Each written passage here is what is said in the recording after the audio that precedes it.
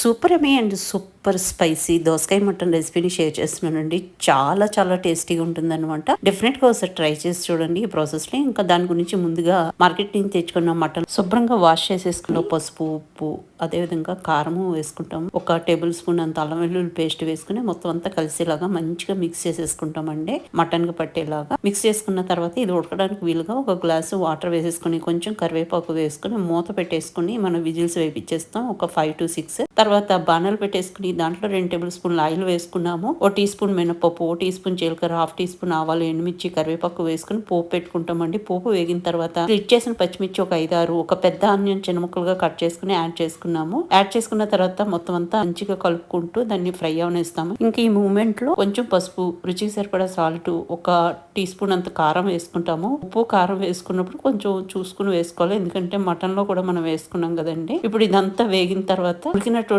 Mutton ని with water add చేసేసుకుంటాము.